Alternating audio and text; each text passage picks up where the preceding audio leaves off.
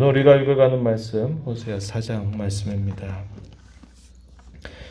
우리가 1장부터 3장까지의 내용에서 당시 북이스라엘 나라, 겉으로는 번영과 풍요를 이루고 가장 전성기를 이루고 있지만 그들의 심령들이 하나님을 향해서 갖는 마음은 심히도 부패한 그런 상황이 있다는 것을 우리가 살펴보고, 하나님께서 그 백성들을 향하신 그 마음이 어떠한가 한 것들을 우리가 살펴보았습니다. 자기 백성들을 향한 하나님의 사랑은 변함이 없는데 하나님을 향하는 그 백성들의 마음은 하나님에게서 계속적으로 멀어지면서 그들이 우상 숭배에 빠지면서도 그것을 깨닫지 못하는 그런 영적인 무지몽매 가운데 있는 그 모습들을 우리가 계속 살펴보았습니다. 1장에서부터 3장까지 이런 내용들이 몇 차례 반복이 됩니다. 그래서 그러한 그들을 향하여 하나님께서 그들을 정화하시겠다, 거친 들로 데려가서 그들을 정화하시고 새롭게 하시겠다라는 말씀을 하시기도 하신 것입니다. 그러한 내용들이 구체적으로 이제 소개가 되는 부분들이 이제 4장에서부터 쭉 이어집니다. 1장부터 3장까지의 내용을 하나의 서론적인 이야기라면 이 4장에서부터는 하나하나를 좀 더 구체적으로 이러한 부분들을 지적하고 계시다는 것을 볼 수 있게 됩니다. 오늘 우리가 읽은 말씀을 보게 되면 이스라엘 백성들에게서 꼭 있어야만 될 것, 하나님의 백성으로 있어야만 될 것들, 그런 것들이 백성들에게서 찾아볼 수 없다라는 것을 이야기합니다. 그리고 반대로 하나님의 백성들에게 있어서는 안 될 것들, 이런 것들은 너무나 많이 있다라는 것을 이야기하면서 당시 이스라엘 백성들이 어떠한 상태에 있는가 하는 것들을 말씀하십니다. 그러면서 그러한 일에 있어서 당시에 종교 지도자들로 부름받았던 선지자들이나 제사장들이 이러한 일에 있어서 심히 부패했다는 것을 보여줍니다. 일반 백성들의 그런 타락과 부패, 그것은 종교 지도자들의 타락과 부패와 역시 연결되고 있다라는 것을 이야기해 주고, 그 당시에 그 백성들이 우상을 섬기는 그 행태가 어느 정도까지였는가 하는 것들을 낱낱이 하나님께서 말씀을 하고 계신 것입니다. 그리고 그들을 향해서 또다시 하나님은 그들을 정화하실 것을 말씀하시는 내용들이 우리가 읽은 이 4장의 마지막 분에 이어지고 있습니다. 어제 설교 시간에 잠깐 소개를 했지만은 그 당시의 부패한 상태에 대해서 단적으로 말씀해 주는 것이 이 4장 1절과 2절에서 그 부분들을 잘 지적해 주고 있습니다. 다시 한번 보시면요. 여호와께서 이 땅 주민과 논쟁하신다. 이 땅에는 진실도 없고 인애도 없고 하나님을 아는 지식도 없다. 이렇게 말씀합니다. 이 땅, 어떤 땅입니까?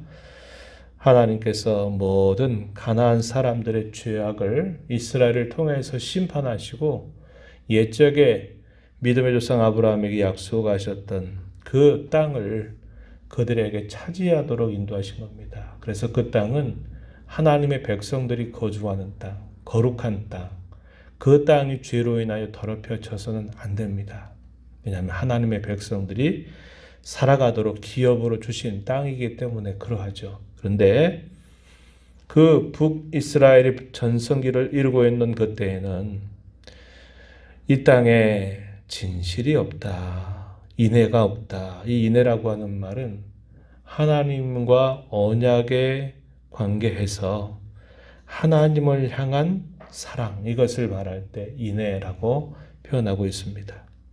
물론 이 인애라고 하는 것은 하나님께서 먼저 자기 백성들에게 시작하신 사랑이죠. 언약의 근거에서 늘 사랑하시는 겁니다.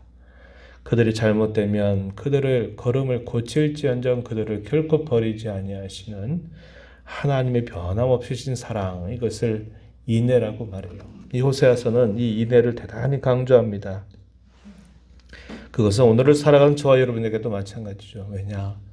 우리 주 예수 그리스도 안에서 하나님은 저와 여러분과 깨어지지 않는 변치 않는 언약을 세우신 하나님이시기 때문에 우리가 어떤 형편과 어떤 처지 가운데 살아간다 할지라도 하나님은 언제나 우리를 돌봐주시고 우리를 끝까지 인도해 주시는 분이시기 때문에 우리가 하나님을 대할 때에도 우리의 형편이 평탄하고 순경을 지나가는 데뿐만 아니라 우리의 삶의 형편이 공고하고 어려운 때를 지나갈 때라도 우리는 언제나 하나님을 살아가는 그 일에 있어서 변함이 없어야 한다는 것도 우리 모두에게도 역시 마찬가지로 요구되는 매우 중요한 본분입니다.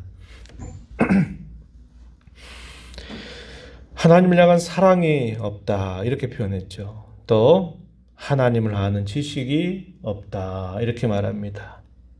안다라고 말하는 이 이스라엘 사람들이 표현한 이 안다라는 말은 인격적이고 체험적이고 경험적으로 아는 것이고 관계적으로 깊이 아는 것을 뜻하는 말입니다. 머리로도 알고 있는데 말은 엉뚱하게 하고 또 알고 있다고 말하는데 행실은 엉뚱하게 행하는 것을 두고 안다라고 말하지 않는 것입니다. 하나님을 아는 지식이 없다. 반대로 말하면 이것들은 뭘까요? 하나님의 백성들에게 있어서는 반드시 있어야 할 삶의 열매다. 모습이다. 하나님이 자기 백성들에게 그토록 요구하시는 것이다. 우리가 그리스도인으로 산다고 할 때 이런 것들이 우리 안에 시간이 흘러가면 갈수록 이런 것들이 채워져야 하면 되는 부분이라는 것을 우리에게 잘 가르쳐 주고 있어요. 2절에서 뭐라고 말합니까? 이런 것들은 없어야 된다는 거죠. 옛날에는 그랬어도 모르지만 하나님의 거룩한 백성이 되고 하나님을 아버지로 모시고 살아가는 그 백성들에게 있어서는 없어야 될 것들인데 이런 것들이 너무 많다 이렇게 말씀을 하시는 것입니다. 2절에 보면 오직 저주와 속임과 살인과 도둑질과 간음뿐이요 포악하여 피가 피를 뒤이음이라 이렇게 말합니다. 하나님 백성들에게서는 빨리 근절하고 없애버리고 끊어버려야 될 그런 죄악상들이 너무나 많이 있다고 고발을 하고 계신 것입니다. 이들을 향해서 이렇게 말씀하시죠. 그 결과 그 땅이 슬퍼한다라고 말합니다. 거룩한 땅이 슬퍼하고 거기에 사는 자, 들짐승, 공중의 새 다 그런 것들이 다 쇠잔하게 되고 말 것이고 바다의 고기마저도 없어지게 될 것이다. 그들이 살아가는 모든 환경이 녹록지 않은 환경으로 다 바뀌게 될 것이다. 그것은 곧 그 백성들에게 있는 그들의 죄악 때문에 그러하다라는 것을 말씀하고 있는 겁니다. 우리가 어제 나누었던 이 호세아 2장의 내용에 보면은 그렇게 말하죠. 하나님과 그 백성과의 관계가 회복이 되고 그렇게 될 때 그들이 살아가는 그들의 삶에 있어서 모든 것들이 다 제자리를 잡고 잘못된 뒤틀려진 관계들이 다 올바른 자리를 찾게 된다. 이렇게 이야기했습니다. 이것이야말로 진정한 번영과 진정한 평화의 모습이라고 말씀을 드렸어요. 그러나 당시 이스라엘 나라는 겉으로 볼 땐 평안과 번영의 때를 누리고 있는데 그것은 언제 살아올지 모르는 신기루와 같은 그런 일시적인 현상에 지나지 않는 부분이었다. 그것은 진정으로 하나님과 올바른 관계를 통해서 이루어지고 있는 결과가 아니기에 언제 사라지게 될는지 장담할 수 없는 그런 모습이었다. 이렇게 우리가 함께 나눈 바가 있습니다. 바로 그러한 상황들이 따라오게 될 것을 말씀하고 계신 것이죠. 이렇게 되는 데 있어서는 선지자들, 당시에 활동했던 선지자들의 부패함, 또 당시에 이 제사를 주관하였던 제사장의 부패 이런 것들과 함께 긴밀하게 연결되어 있다는 것을 이야기해 줍니다. 6절 가서 보면은 이렇게 말합니다. 그들에게 닥치게 될 그 패망의 원인에 대해서 말씀하기를 지식이 없기 때문에 망한다 이렇게 표현했습니다. 내 백성이 지식이 없으므로 망하는도다. 네가 지식을 버렸으니 나도 너를 버려서 내 제사장이 되지 못하게 할 것이고 내가 내 하나님의 율법을 잊었으니 나도 내 자녀들을 잊어버리리라. 제사장의 역할, 하나님과의 관계를 화해하게 만들어서 그들로 하여금 거룩하게 살아가는 일에 있어서 아주 중요한 역할을 감당했던 직분이었죠. 선지자, 하나님의 말씀을 잘 전하고 깨우쳐서 그들로 하여금 하나님께로 돌아서도록 늘 가르치고 또 그들에게 이끌어갈 책임이 있는 직분입니다. 그런데 그들이 다 그러한 일에 관심이 없고 그들이 다른 것들에 다 마음을 빼앗겼다는 겁니다. 이러한 종교적인 부패, 지도자들의 부패가 되면은 결국 어디로 다 갈까요?